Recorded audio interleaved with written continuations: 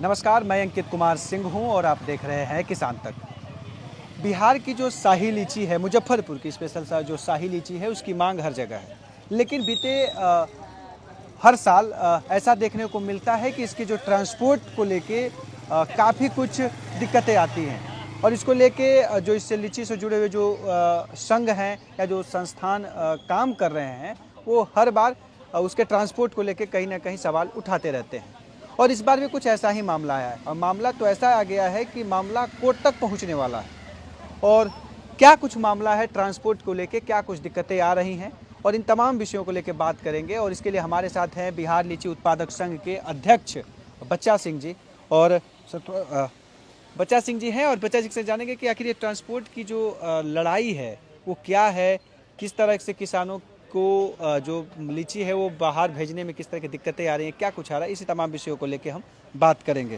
तो क्या सर ये है लीची का ट्रांसपोर्ट का? देखिए, पिछले वर्षों दशकों से मुजफ्फरपुर की लीची का बहुत बड़ा बाजार मुंबई है और मुंबई जाने के लिए ट्रेन ही एकमात्र साधन है। तो ट्रेन से हमको हर साल 32 टन लीची करीब करीब प्रतिदिन पवन एक्सप्रेस से जाती रही है। पिछले वर्षों तक 2024 तक रेलवे खुद चलाई है पार्सल वाहन और बुकिंग के द्वारा फर्स्ट आओ फर्स्ट पाओ, जो किसान जैसे जैसे लेकर आए उनका बुकिंग होता गया और वो लीची चली जाती थी मुंबई। इस साल रेलवे ने क्या किया, गुपचुप तरीके से और गलत ढंग से पूना की एक फर्म को, एक आदमी को लीज पर दे दिया 35% एक्सेस भाड़ा के साथ। अब वो मनमाफी के रेट रखने जा रहे हैं और बड़े बड़े एक्सेस भाड़ा का मतलब इसका क्या? 35 रेलवे से जो पार्सल में जो बुकिंग का किराया है उससे 35% ज़्यादा किराया दे करके वो लिए ही है। मैं 35% ज़्यादा दिए, मैं ज़्यादा दूंगा, हमको दीजिए आप पार्सल में।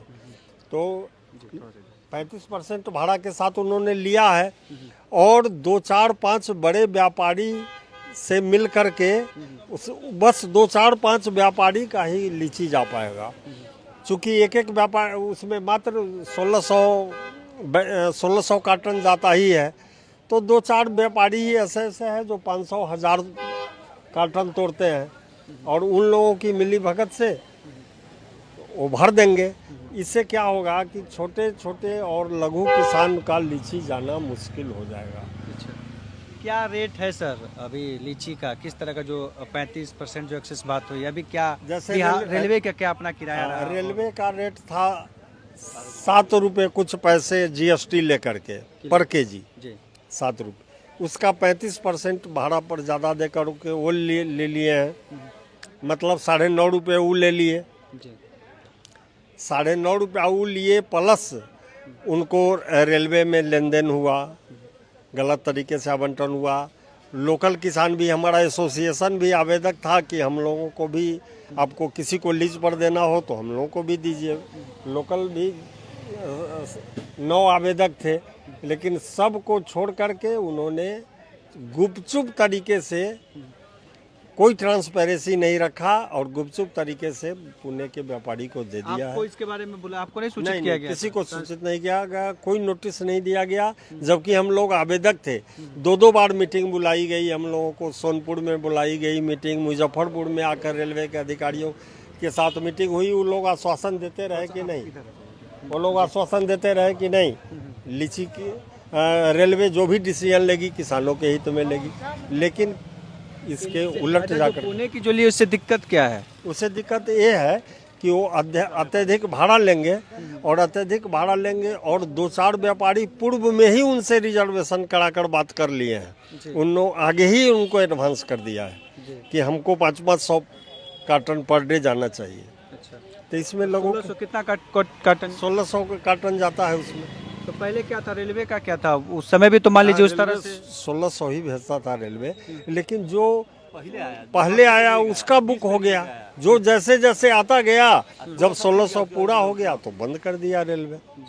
या अब ये नहीं होगा। अच्छा, ये जो आप बातें बता रहे हैं, तो ट्रांसपोर्ट की तो लड़ाई पिछले कई सालों से है, और सुनने में जो जानकारी अभी तक आई है कि शायद रेलवे ने स्पेशल ट्रेन जो है मुंबई के लिए शुरू करने वाली है, जिसमें लीची भी जाएगा। तो इसको लेके क्या, हाँ, तो ये जो वो आया है तो ये कितना सहूलियत देगा? हाँ, लीची स्पेशल ट्रेन की चर्चा तो सुन रहे जी। हैं, लेकिन अभी ट्रेन नंबर नहीं दिया है और आधिकारिक सूचना रेलवे द्वारा हम लोगों को नहीं दी गई है। जी जी। अगर ऐसा चलता है, जैसा टाइमिंग दिया है कि 5 बजे शाम में खुलेगी और 6 पार्सल वाहन अगर उसमें अटैच हो, जी, थोड़ा सा। तब तो किसानों के लिए ये अच्छा होगा। आम ये तो किसान। फिर फायदेमंद है। हाँ, ये पवन का फायदेमंद जो है। समस्या है वो कहीं ना कहीं हाँ, खत्म होने की उम्मीद है। हाँ, वो कम जाएगी। कम हो जाएगी, मतलब फिर लेकिन स्पेशल ट्रेन का एक आपका एक दुर्भाग्य है कि कोई भी स्पेशल ट्रेन सही टाइम से नहीं जाती है। अगर आज 5 बजे खुली या कल रात तक भी पवन एक्सप्रेस 30 घंटे में जाती है, तो इससे अगला दिन का सुबह का मार्केट पकड़ा जाता है। लेकिन अगर ये डिले किया, अगर ये कल होकर रात में नहीं पहुंचाकर दूसरे दिन अगर 9-10 बजे दिन में भी पहुंचाया, तो फिर एक दिन के बाद का मार्केट पकड़ाएगा। और कोई भी स्पेशल ट्रेन का यही इसमें हालत है। लीची की स्थिति तो बिगड़ ही जाएगी। बिगड़ ही जाएगी, नहीं मार्केट पकड़ा तो पाएगा। आप पटना आखिर क्यों आए हैं? पटना हम लोग आए हैं कि इस रेलवे से हम लोगों ने शिकायत की है, वहाँ कोई सुनने को तैयार नहीं है। हम लोग उच्च न्यायालय में आए हैं कि न्यायालय से मांग करेंगे कि छोटे किसानों के हित की रक्षा की जाए, और जिस तरह पूर्व की व्यवस्था है उस तरह की व्यवस्था रहे, रेलवे चलावे।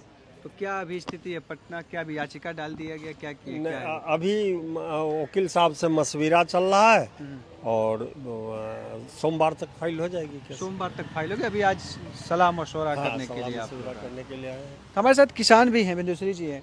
ये जो स्पेशल ट्रेन की भी चर्चाएं हुई हैं कि सरकार के द्वारा स्पेशल ट्रेन भी चलाई जाएगी, और एक तरफ जो आप बता रहे हैं ट्रांसपोर्ट की, क्या देखते हैं कितना ये स्पेशल ट्रेन टाइम नहीं पकड़ पाता है वो। जब तक वो पहुंचाएगा तब तक सड़ जाएगा लीची। लीची का लाइफ नहीं रहता है, 36 घंटा का लाइफ है इसका।